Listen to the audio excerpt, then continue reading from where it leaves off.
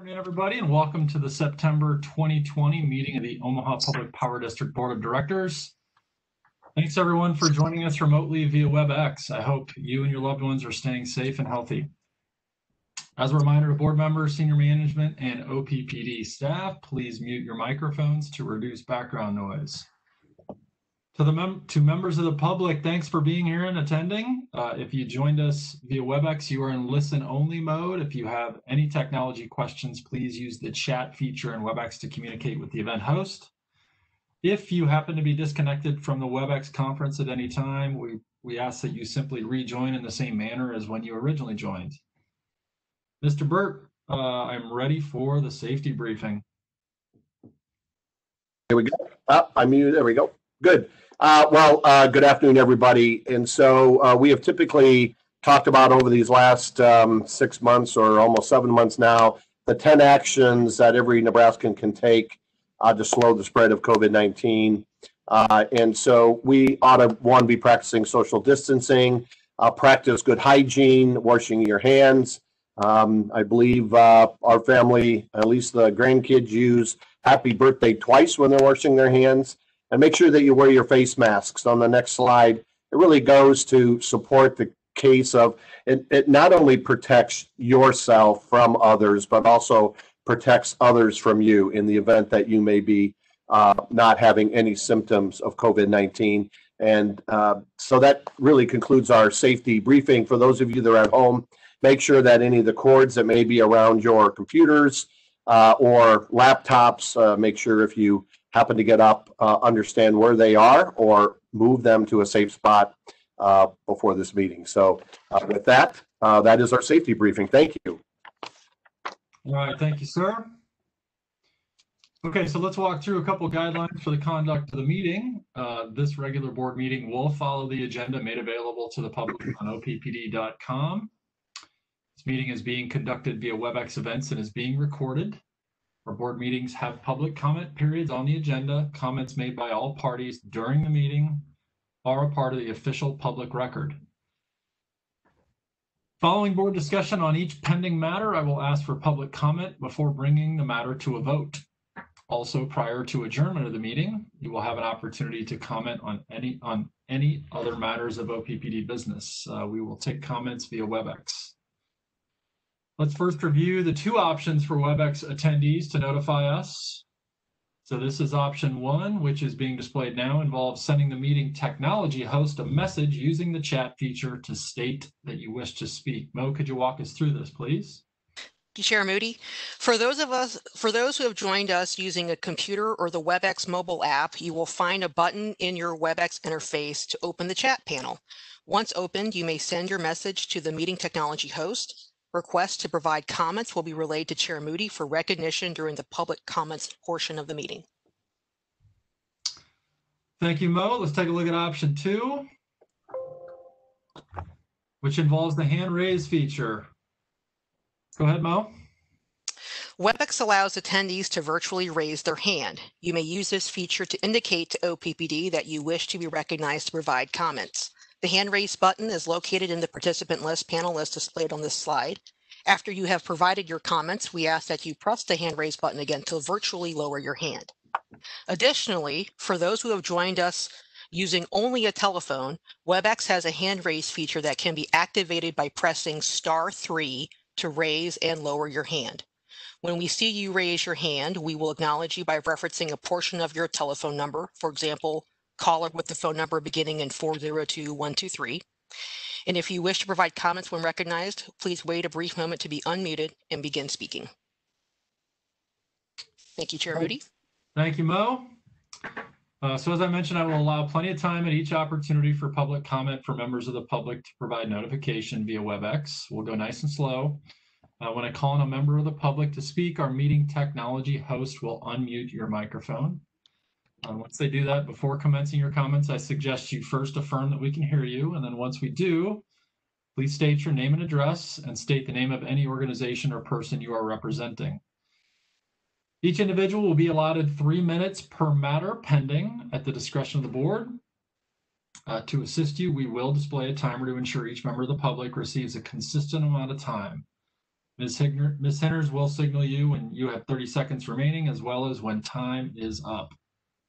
If you would, please direct your comments to me. I will either respond to you directly or defer response to another board member or officer of the district.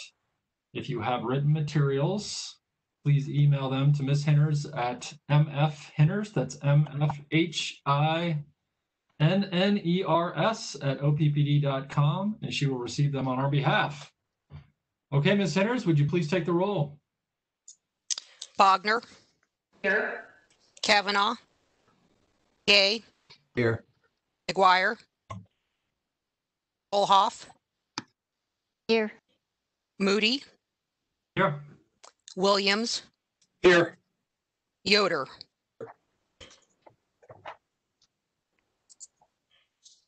Notice of the time and place of this meeting was publicized by notifying the area news media, by publicizing same in Outlets newsletter and on OPPD.com, by displaying such notice on the arcade level of Energy Plaza since September 11th, 2020, and by emailing such notice to each of the district's directors on that same date. A copy of the proposed agenda for this meeting has been maintained on a current basis and is readily available for public inspection in the office of the district's corporate secretary. Additionally, a copy of the Open Meetings Act is available for inspection on OPPD.com. The consent agenda items for tonight are as follows. Item 6, approval of the July 2020 Comprehensive Financial and Operating Report, August 2020 meeting minutes, and the September 17th, 2020 agenda. Item 7, Nebraska City Station Unit 2 Cooling Tower Fill Replacement Contract Award, Resolution number 6391.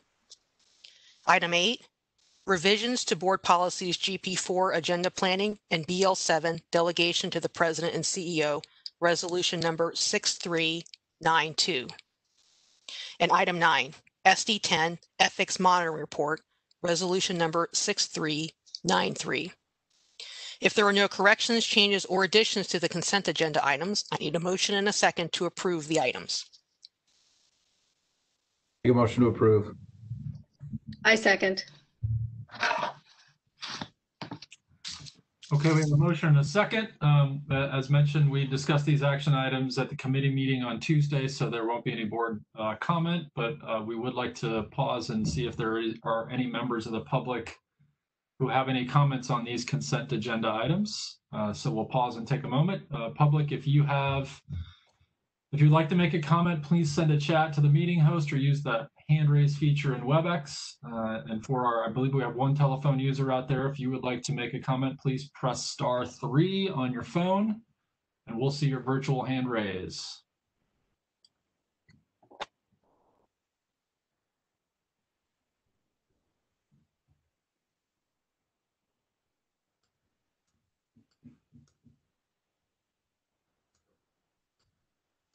Okay, I am not seeing any hands raised. Did we get any chat messages requesting to speak? We have not gotten any chat messages. Thank you. Doing one last scan. No hands. Okay, refresh just to be sure. Okay.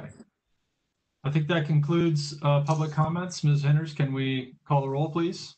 Bogner, Kavanaugh, Gay, Yes.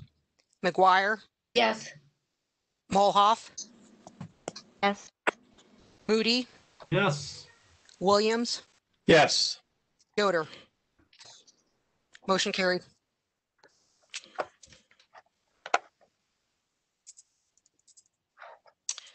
Board Agenda Item 10, SD7 Environmental Stewardship Monitoring Report, Resolution number 6394. Now therefore be it resolved that the Board of Directors accepts the 2020 SD7 Environmental Stewardship Monitoring Report in the form as set forth on Exhibit A attached hereto and made a part hereof, and finds OPPD to be sufficiently in compliance with the policy as stated.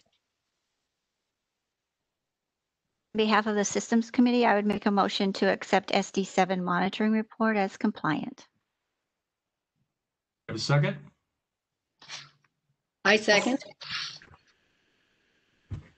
Okay, Director Molhoff, do you want to tee this up? Sure.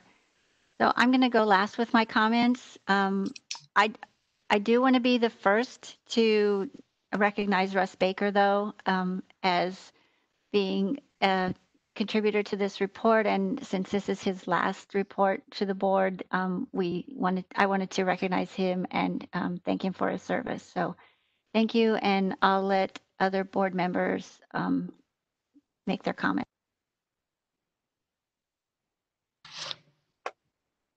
Okay, thank you, Director Molhoff. I see a hand raised out there from Mr. Yoder. Director Yoder, you want to go ahead? I do. Thank you very much for letting me speak at this time. And if I could echo Russ Baker, since practically I moved to the Omaha area and have been very impressed with his work, both outside the organization and I will miss the relationship I've had with Mr. Baker and the good service he's provided to OPPD. My comments about the SD7 monitoring report, I'm going to stick in the SD7 monitoring report today, and I hope my fellow board members will consider my reasons for doing so and perhaps join me in that vote.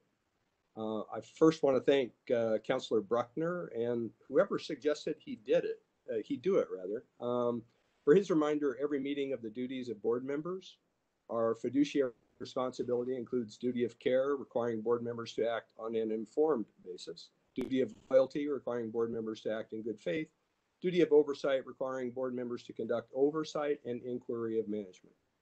So first, I want to emphasize my belief that OPPD has made great strides and is headed in the right direction with regards to environmental stewardship. Thanks to CEO Burke's leadership, great execution by the employees, and the OPPD processes inviting public input. OPPD has shown it can make and deliver on difficult decisions resulting in positive environmental outcomes. The change in operations at the North Omaha plant, as I've stated before, resulted in a reduction of emissions from 2015 to 2016 that have a national value estimated in a range of $1 million to $172 million annually in the prevention of premature deaths, hospitalizations, and lost workdays. The estimate is from the US EPA Co-Benefits Risk Assessment Tool, also known as COBRA. It's a downloadable tool available to anyone. I think COBRA would be a great tool for advanced placement high school student science project or for a college project. The COBRA website describes potential users, among them energy officials who want to estimate and promote the air, health, and economic benefits of their energy policies. I really can't wait to see the size of the benefits we will realize when Power with Purpose becomes operational and OPPD delivers more energy with fewer emissions. Interestingly, new research roughly doubles that dollar value of the co-benefits described by COBRA that I just mentioned. On August 5th, Dr. Schindel of Duke University presented findings of his research to the US Congress that illustrates that doubling of value. I asked Mo just recently in an email, it's not there yet, I'm sure, to put that congressional testimony in the director recommended materials and diligent. So I don't think I can overstress the importance of SD7, environmental stewardship, in meeting one of the co-equal OPPD mission elements of affordability, reliability, and environmental sensitivity. I agree we should celebrate success and OPPD's continued improvement. I don't argue with that. My reason for voting no is that a focus on individual, organizational, year-over-year achievement is a little bit like driving forward by looking in the rearview mirror. I believe we all understand the advantages of having a 360-degree view while driving, looking all around of us as well as forward. As a board, I believe our charge is to find and consider information that helps us keep that 360-degree view. Fortunately, that information exists. Series, working with Fortune 500 firms and MJ Bradley, deliver annual reports currently titled as Benchmarking Air Emissions of the 100 Largest Electric Power Producers in the United States.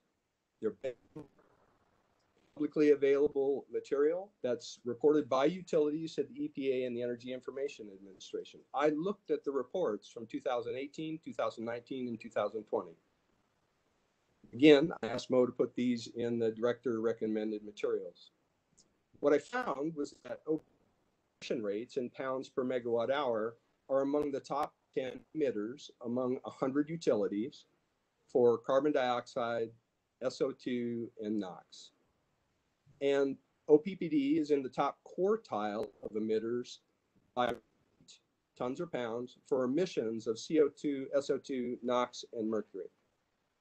So the bottom line, while year over year, OPPD has improved its individual performance, it hasn't really changed its status relative to other large generators.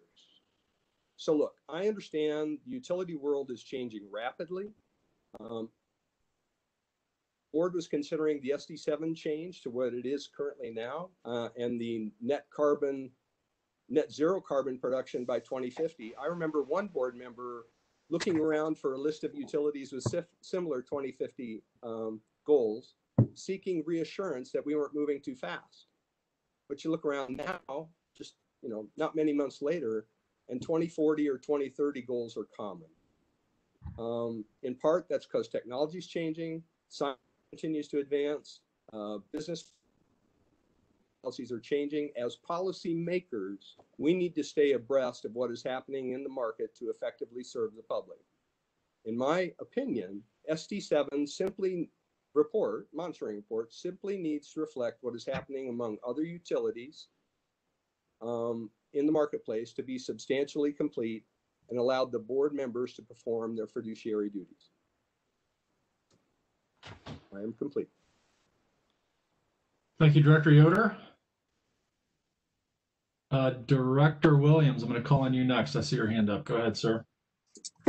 Great, thanks very much. The presentation on Tuesday talked about our environmental sensitivity in a wide variety of areas across the operations of the organization, from recycling to emissions in our fleet to electrification of some of our own vehicles, to a whole host of other things that fall under that broad topic. And I appreciate staff's dedication to reaching out into all of those areas and looking for data to present to help us understand whether or not we are sufficiently compliant. And based on the information that was presented, I do believe that within the policy that we have, that the documentation and the monitoring and the accomplishments over the last year are sufficiently compliant. I do think that it's important that we look back to the last update last year in the significant change in SD7, which moved us to a net zero carbon goal by 2050. I think it's also important that we recognize and affirm the information that leads to the desired outcome there, that climate change is real, it is happening now, and is caused overwhelmingly by carbon emissions from human activity, that the consequences will be severe and felt disproportionately by frontline communities and those who actually had the lowest amount of emissions within their own lives. And so I think that those factual backing pieces are important to keep in mind as we do the evaluation of our progress toward that long-term goal. I think it's also, in response to Director Yoder's comments, I appreciate his position on the metrics of performance, and not only looking at ourselves and our own improvement over time, but comparing ourselves to other utilities.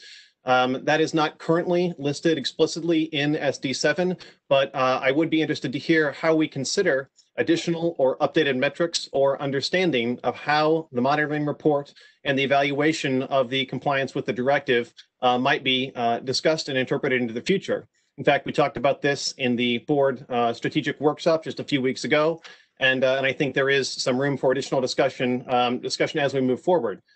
Even on the large kind of overarching goal that we've talked about, that net zero carbon goal by 2050, I think it's important that we make sure we take in additional information as it becomes available, that we use the most up-to-date scientific information, that we consider policies at the state and federal level and how they will impact our operations, and that we look at other kind of interim steps on things like the IPCC, which lists a goal of 45% reduction by 2030.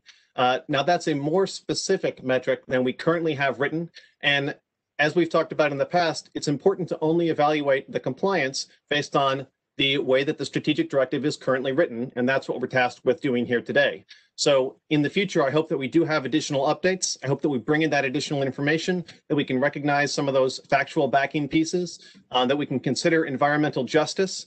I'm not sure if that's appropriate within our environmental sensitivity strategic directive, or if perhaps that's in one of the other areas, but I think that's a piece that we don't currently have a metric for that I would like to see included in the future.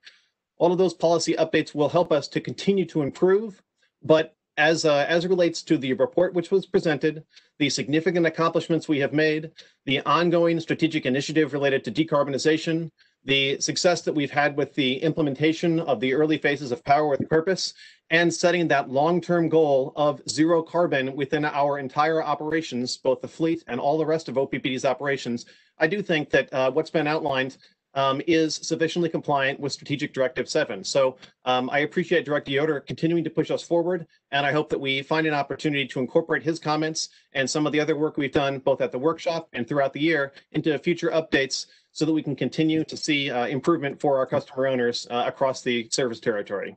Thank you.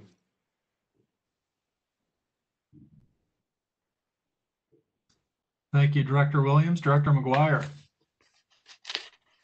Thank you very much. And thank you, Director Williams, for your very articulate comments. I agree with everything that you have said. I also believe that SD7 is sufficiently in compliant with what we have asked. I go back to the early 2000s when the reports that we used to have was how many kilowatts of capacity the windmills generated. And our glowing plans for energy efficiency and demand side management, which are coming to fruition and improving every single year. This team, this OPPD team, continues to improve. I think it's important to note that this is a long-term goal that is going to be dramatically changing again in the future. That one of my fellow board members believe that is not sufficiently compliant is mind-boggling to me. The reasons given is that he would have used metrics that he thought were better. That we had a discussion on Tuesday when management did discuss that they acknowledged that they need to look for better metrics, and they're working on this, and this is one of their specific goals. And I reflect back to our board retreat and wondering whether or not Mr. Yoder even listened or was paying attention at the board retreat as far as the role of the board, which was discussed in detail in August. The role of the board is to be self-disciplined, to grant the CEO the latitude, the flexibility to interpret the policy. This is going to have long-term positive effects in attracting and keeping quality management. If the individual board members disagree with the interpretation, they can attempt to change that policy, such as Mr. Williams so articulated. You can go back, put it in the work plan, and work to improve it. We're not talking about what this metric is, what he wants. We don't know what it is exactly. However, what we're dealing with right now is what is before us and what SD is before us right now. This critique by Mr. Yoder is personally demoralizing to me.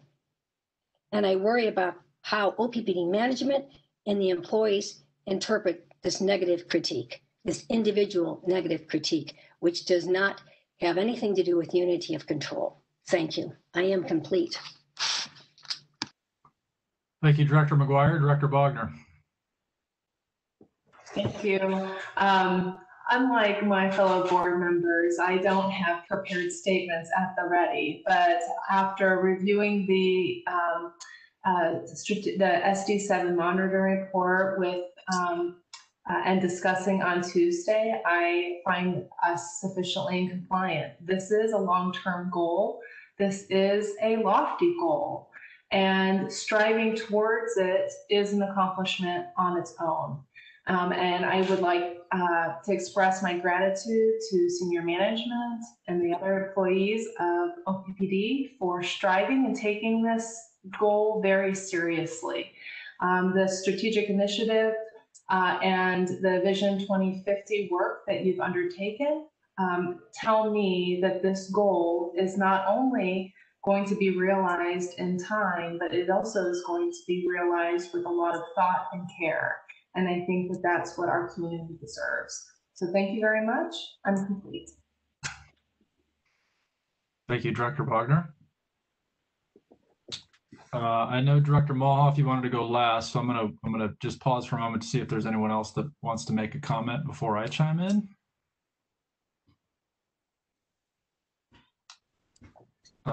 Don't see any hands raised. So just a couple of quick thoughts on my part. You know, when I think about these things, it's a question of whether or not we're on track, right? We have a strategic directive, and by definition, those are the board's way of, as a unit, stepping up and saying this is where we think we should go.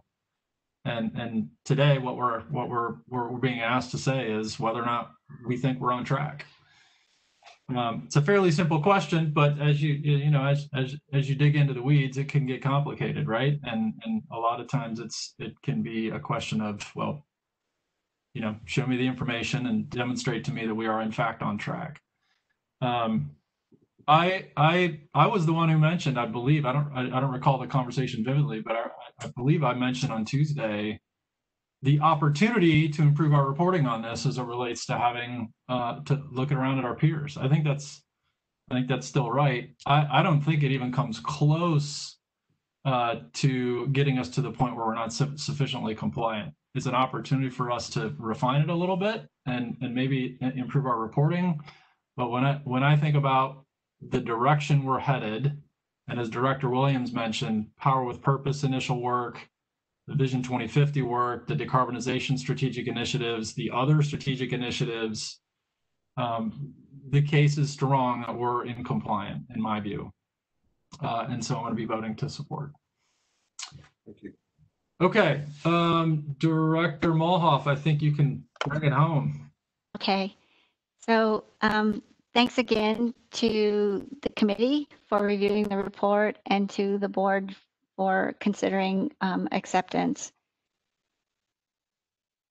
As I see it, the board didn't specify in SD7 that we had an expectation of OPPD ranking compared to other utilities.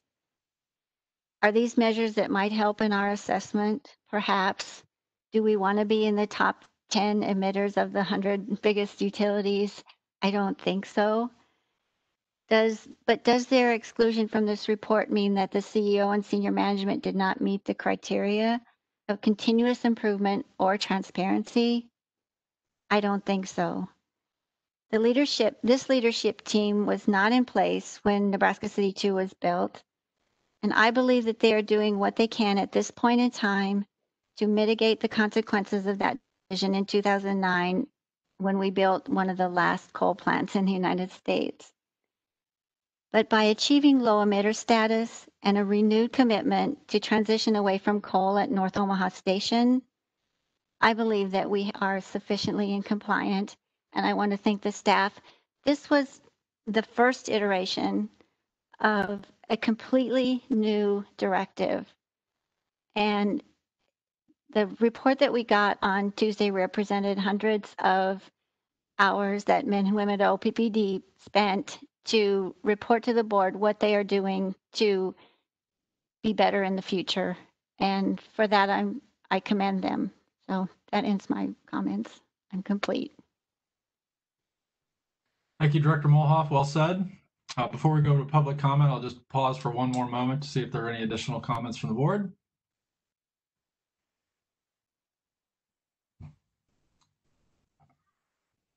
Okay, that concludes board member comments. So I would like to ask if there are any members of the public that have any comments on this action item. As a reminder, if you'd like to make a comment, please send a chat to the meeting host or raise your virtual hand via WebEx.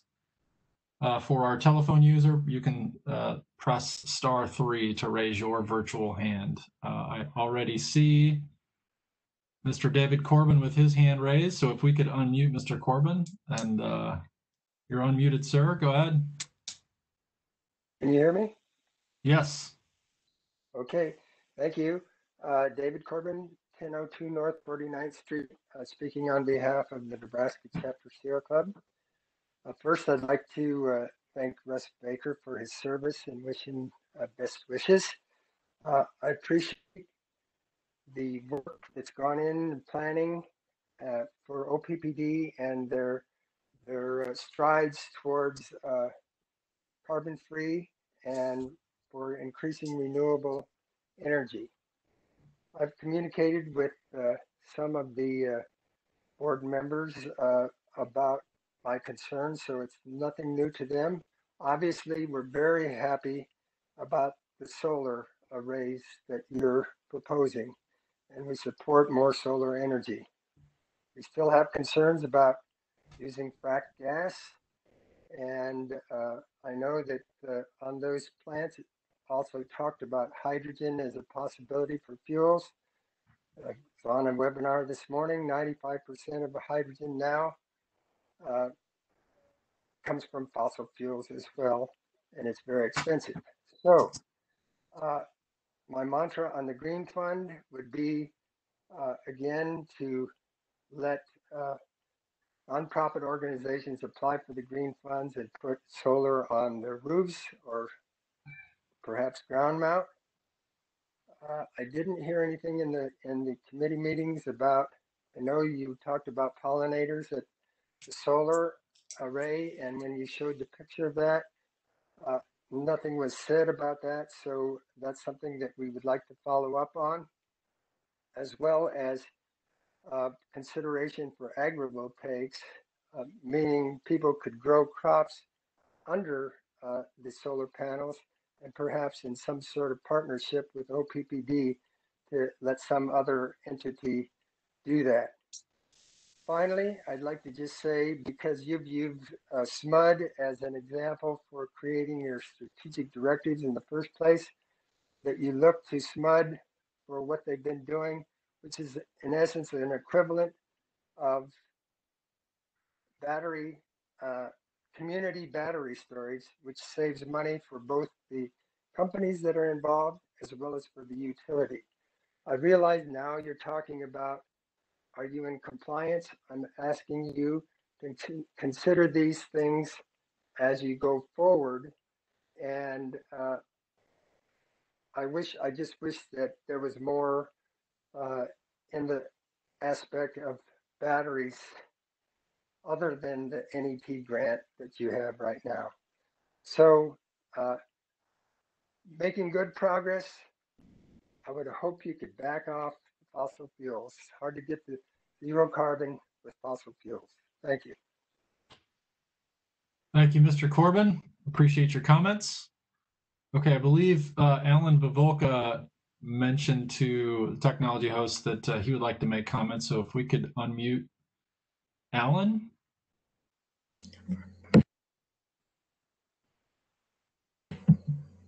Alan is unmuted now. Okay, go ahead, Mr. Vivolka. Okay, Alan Vivolka, 3719 Hamilton in Omaha. First, I guess I would like to speak to the comments about Russ Baker. He's done an excellent job, and I hope he continues to do an excellent job wherever he goes from here. I did attend the Tuesday meeting virtually and saw the presentation on what OPPD has been doing relative to SD7, environmental stewardship. And I was hoping that it would be presented here also. It's an excellent presentation. I hope that doesn't just vanish somewhere. That's exactly what the public needs to be seeing. And I don't know what format you intend to present it in, but I'm sure there are a lot of people who are interested in exactly what's going on at OPPD, and this pretty well laid it out. I think it would be a shame if that just goes away after all the work that was put into it by the staff. And my last comment is, I'm very sympathetic to Mr. Yoder's comments about comparing OPPD to other utilities and to see if that timeline is going to be adequate. We keep hearing about how urgent it is to do something about climate change. my guess is that urgency will only increase. That's been the pattern so far. So thank you very much. Thank you, Mr. Pavolka. I just went out to YouTube to confirm that the September 15th committee meeting has already been posted, and there are 23 views already, so it's out there. And I'll do my best to post that on my social media platforms as well to make sure that people see it, and point them to your point. It's a long meeting, right? So I'll point them to the time in which they can zero in and get right to the SD7 conversation, just in case they want to skip over some of the other details from that meeting. Okay, I see Aiden Swanson with their hand up. We can unmute Aiden. Okay. Hi. Hi. Aiden, name and address, okay, please. Great. My name's Aiden Swanson, 6254 Glenwood Road here in Omaha.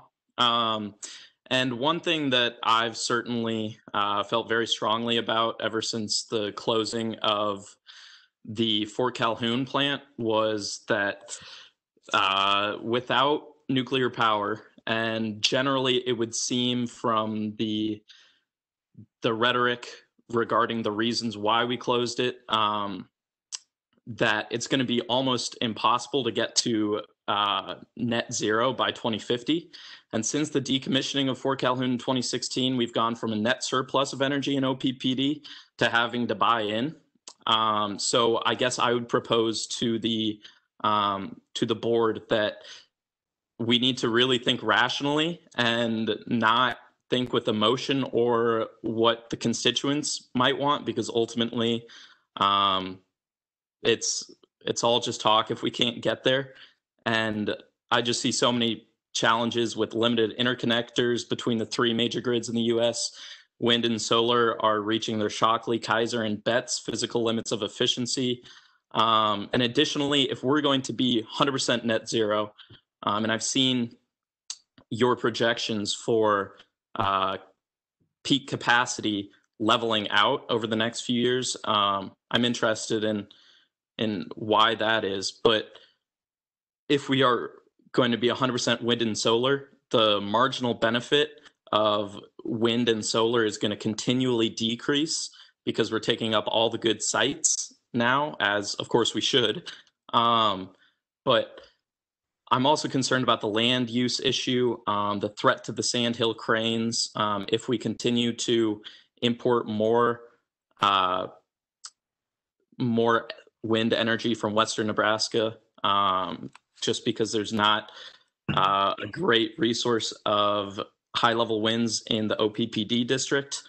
I guess I am advocating, and hopefully this just to put in the ear of the board, that we should think about small modular reactors. And I understand that it's not really feasible to recommission the plant in the current environment. But yeah, I think it's something that certainly should be considered due to the problems in both Germany and California with their grid integration of renewables, and they're only on about 40%. California's 33% and having rolling blackouts and 6 times the energy cost here. So to keep the energy costs down, like France, keep carbon emissions low, I think we really need to reconsider nuclear. Thank you. Thank you for those comments, Aiden. Really appreciate you coming to the meeting and offering them. And I want to sew up a couple things based on your comments and Dr. Corbin's earlier. A lot of what you are talking about and have inquired about, there will be multiple opportunities for the public to re-engage. It's not as though these discussions or your comments at today's meeting aren't important by any stretch, but through some of the work that the district is doing around decarbonization, there's going to be a really major community outreach effort to engage people in thinking about what that looks like. And naturally, that's going to thread together with some of the work that is happening internally around what the vision is for the utility in 2050. So I think it's fair to say that as we go through that work, everything that you're describing in terms of the tools in the toolbox are on the table so that we can continue to explore different technologies for how we're going to get to that long-term goal in 2050. Awesome. I'm very glad to hear it. Thank you so much. Great. Thanks again for attending. Yep. Thank you. Okay. I see okay. John Pollock. Let's go ahead and unmute Mr. Pollock. Yes. Can you hear me? Yes. Name and address, please. John Pollock, 1412 North 35th Street, Omaha. I was a little bit struck by the contrast between OPPD and naturally this would be true of any organization. It's eager to compare when it comes to unit costs for electricity compared to surrounding places. But if it comes to emissions, there's an understandably greater reluctance to look at that one. So my comment on that would be it's not a sufficient reason to reject SD7 as it's presently constituted, but it is a reason to, as several people have commented, look down the road and see how we can get those emissions lower. Other than that, yes, I'm happy with the progress that's being made and all the work that has gone into it.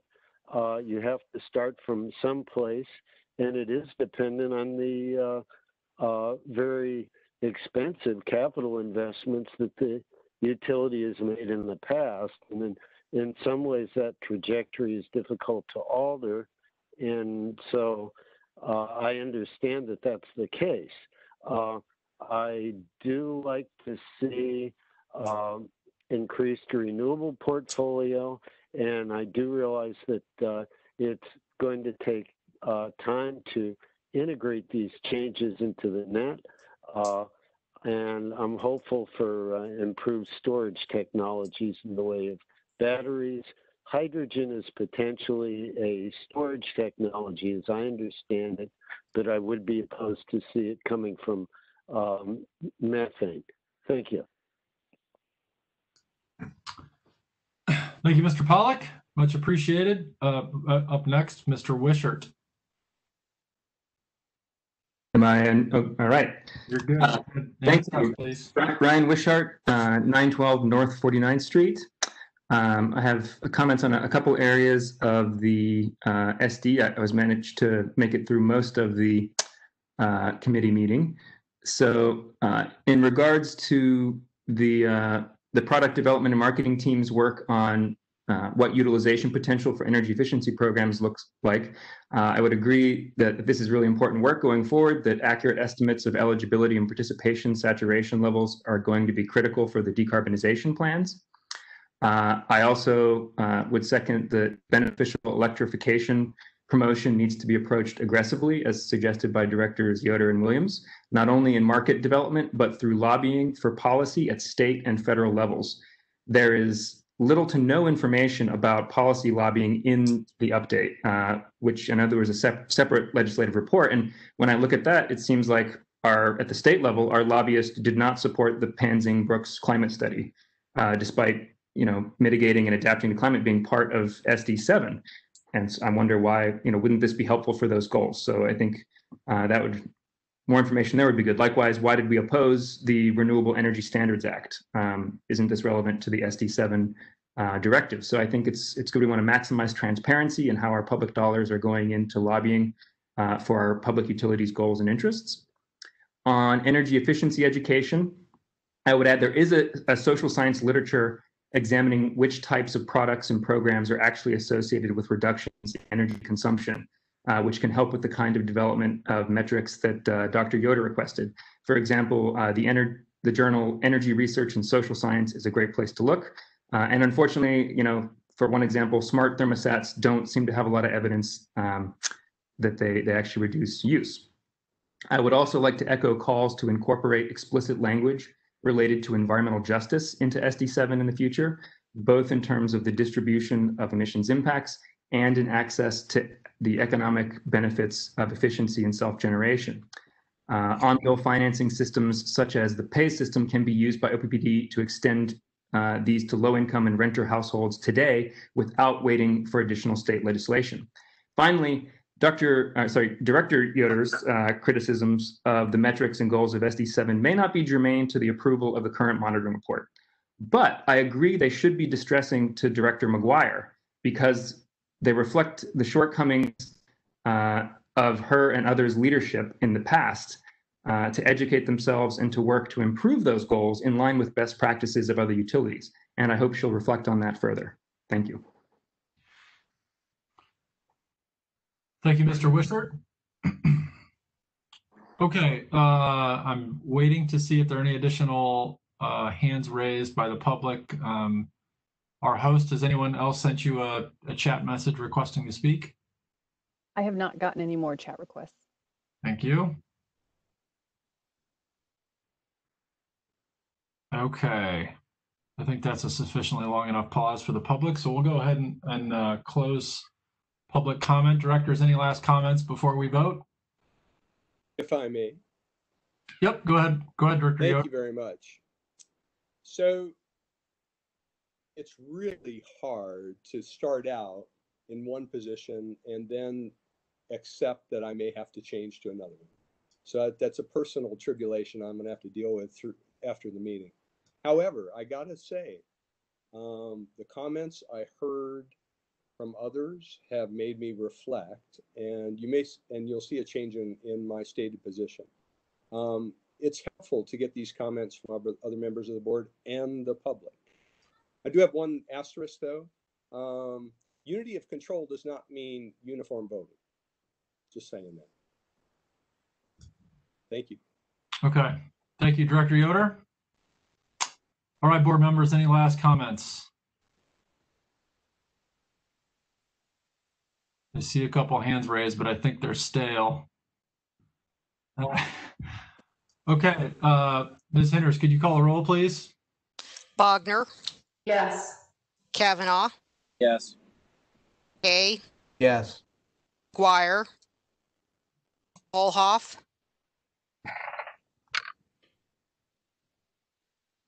Dr. Molhoff, you're muted. Yes. Thank you. Moody. Williams. Yes. Yoder. Yes. Motion carried, 8-0. Very good. Thanks, everybody. Next up, Mr. Burke, the President's report. Tim, you're muted. Just good muting and then it catches me. So thank you very much. We'll go right to the next slide. August baseload generation, as there have been comments around that. Both units 1 and 2 in Nebraska City really was available all month long. They've operated over 60 to 70 some straight days without any outage or impact. And so the teams are doing some incredible work keeping the plants during the heated part of the year up and running.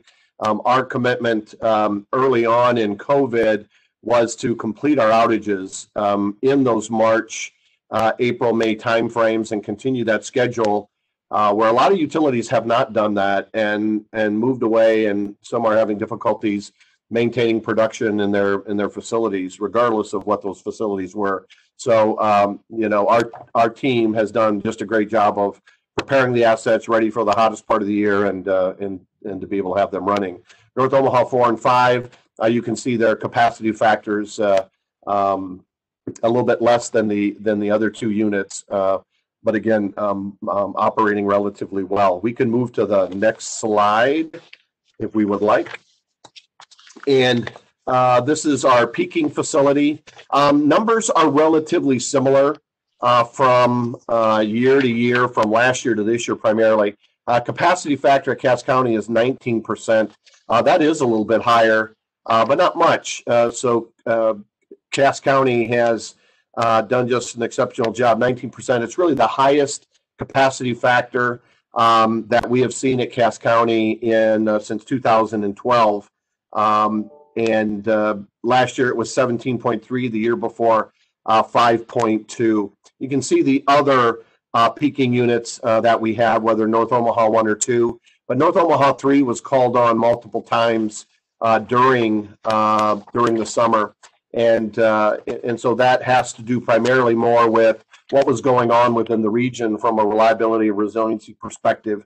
It was called on 13 times to operate, and so as we begin to think about moving away from units 1, 2, and 3 on gas to more responsive units, that actually does positively impact our environmental footprint. Those units are up and operating relatively quickly, and they don't have a long startup, and they'll be able to handle those kinds of movements. So strong peaking activity across the region in the month of August.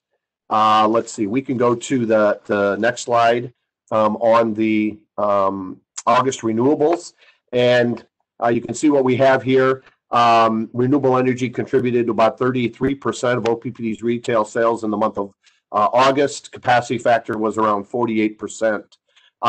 It is interesting as we think about our community solar specifically, and Mary Fisher and Javier provided me that information a little bit ago, and we'll be reporting that each month. But the month of August for our community solar had a capacity factor of about 32%. And year to date, it's around 22.7%, just for comparative purposes. Year to date for our I believe those are not included in here. I don't believe. We'll verify that next month. But our renewable energy contributed to about 37% of our retail sales year to date, and a capacity factor of about 48%. That includes not only our wind and hydro, but our landfill gas as well. And we can go to the next slide, Ms. Hinners. A couple things that I think is really important. OPPD was recognized, or is being recognized, by the United Way of the Midlands as their Volunteer Organization of the Year. And this award really recognizes our partnership with the United Way, including events like Day of Caring and Day of Action. And I know I reported out, I believe in the April-May timeframe, where OPPD board members, senior management, employees contributed over $35,000 to the United Way, really focused on COVID-19 support. And we were with several other companies leading that initiative. Very, very positive. So OPPD has been a long-time supporter and sponsor of the United Way. We have folks on their board of directors, on their emerging leaders steering committee, on their community investment review teams. We participate in their month and day of giving campaigns. We even do a OPPD Young Professionals Volleyball Tournament with other United Way Young Professionals group. So we'll receive this award virtually on October 23rd, but just want to recognize the board and the employees and all the wonderful supporters we have here at OPPD on the United Way, both monetarily and also with their time and their talents as well. Very positive. Also, from an honoring our community perspective, OPPD was, you can go to the next slide, Ms. Hinners. OPPD was recognized by Site Selection Magazine as one of the 2020 marquee players in its annual salute to the top utilities in economic development. OPPD is among 20 utilities to receive the designation out of 3,300 utilities across the country. The magazine really elevates utilities on a cumulative and per capita basis. Some of the criteria are about new and expanding facilities, creation of jobs, capital investment in the communities, the offering of new products and services, and this board has been involved in some of the rate offerings that we have provided some of the new and emergent customers that we're having, to really allow them the opportunity to obtain their renewable energy components as well. And then just a variety of other economic development accomplishments around site selection, site development, and that work. And so one of the things about this recognition, certainly our economic development team is top notch. I would put them up against anybody in the country, but it's also all the other parts of the organization that support that, to make sure that we do that appropriately, from our system planning folks, our operation folks, our finance folks, our planning folks, customer service folks, corporate communications folks, and how we engage with them. and it's really a full team effort, and really pleased, and we'll accept that award. It's around the fourth year in a row that we've received that award, one of the top 20 utilities. Only 2 public power utilities are in that listing, so we're pretty proud of that. And lastly, as we do at each one of our meetings, we have the opportunity to just reflect on the importance of our employees and the work that they do, and that some of them in their line of duty have actually given of their life. And so Michael Thomas was electrocuted on July 10th, 1974, while working on a transformer near Elmwood, Nebraska. He was 29 years old and had been with OPPD for 5 years at the time of his death. He was also a veteran of the United States military. He was survived by his parents, his grandparents, and his sister, and it's a great reflection of really the critical and sometimes dangerous work that our men and women do here at the district. So with that, that concludes my president's report. Thank you very much. Thank you, Mr. Burke. Well done. High five to everybody involved with the Volunteer Organization of the Year. That's a meaningful honor given our values, and I'm really pleased and proud of that. And of course, the Site Selection Magazine, year after year after year, we're just knocking that out of the park. So congrats to that team and everyone involved in that. Okay, we are on to an opportunity for comment on other items of district business. I'll just say before we get into this that I really appreciate the fact that our board does this. Not every public agency, not every board does just kind of open it up and say, what do you have on your mind? So I always appreciate the fact that we get an opportunity to hear from people on whatever it is that they want. So with that said, ladies and gentlemen, if you would like to make a public comment on anything of district business, please send a chat to the host or raise your virtual hand. For our phone, for our caller, *3 will get your virtual hand raised. Okay, so I see Mr. Wishart and Mr. Pollock again with their hands raised. Mr. Wishart's went down. Mr. Pollock, would you like to provide a comment? He's unmuted. Yes. You're good to go. Name and address again, John. Okay, John Pollock, 1412 North 35th Street, Omaha. This one's about the weather. Locally, we are in a fairly benign pattern. The only real weather issue that we're having coming up is that we're not going to be doing anything to improve our drought situation. So as we get later into the fall and the vegetation dries down, there is a possibility of more fires here locally if we don't see some more rain, and there really isn't much in prospect. For those who are interested in the West Coast situation, which really should be everybody, I think, we're seeing the smoke, of course, and that goes all the way east into the Atlantic Ocean at this point. We are going to get a weather system that gets to the Pacific Northwest and ought to wet them down the next few days, which will certainly help their fire situation. I'm not seeing any real relief for California, except that they're not expecting a lot of wind out of the next approaching system, as far as we can tell. So that's kind of it on the weather. Probably average to slightly above average temperatures.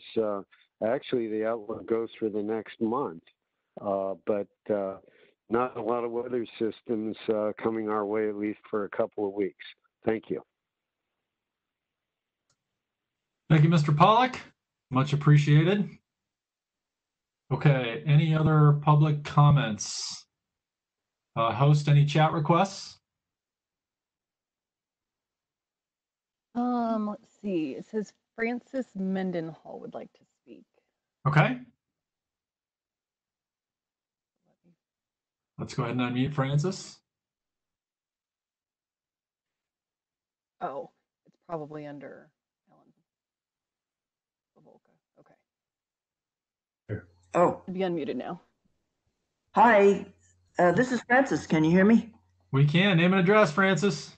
All right, Francis Mendenhall, 3715 Hamilton, 68131. I'm just wanting to raise the question again. I understand that the next step in the process of decarbonization is a formal platform of some kind to gather stakeholder input in a formal way. So how's that coming? When's that going to happen? Make sure that I'm unmute. Yes, we are putting that together.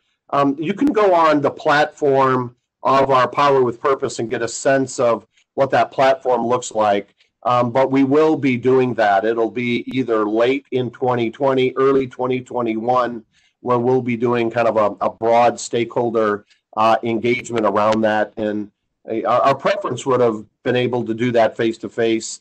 And Dr. Mendenhall, I know that you have been at those face to face, but under the current circumstances, we're trying to find the best kind of platform to be able to do that, to gather that feedback and input, and do a number of things with our customer owners across our whole service territory. So you will probably see that. We'll certainly give enough notice, and we'll certainly have the opportunity to tee it up at the board meetings before we enact or engage in anything.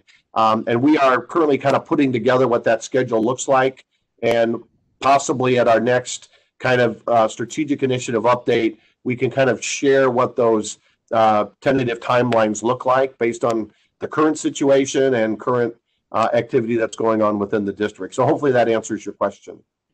So it looks like later this year, and later this year, early next year. Kind of, we don't really want to do it over the holiday stuff. We really want to make sure people have time to be able to do it, and not get confused with either holidays or a number of other different things. So we'll kind of time that out based on where our teams are and where we need to obtain that feedback and that input as well.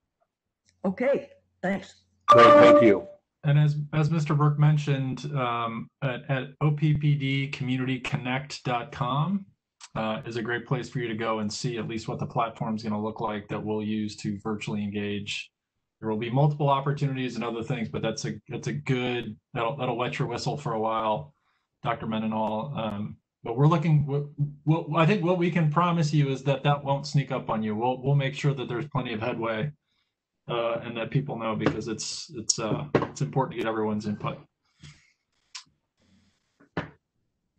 Francis, did you have any additional comments, or is that the main one? You good? Oh, yeah, I'm fine. Thank you. Thank you. Okay, I'm looking for additional raised hands. Any requests via the chat? I have no more requests in the chat. Okay. 3-second pause. Okay, I see no additional requests for public comment, and that therein concludes our agenda. Ladies and gentlemen, we did it again. We will be in person in October. So committee meeting will be virtual, but the remainder of our board meetings, October, November, December, will all be in person. So I look forward to seeing you then. Until then, we're adjourned. Have a good evening.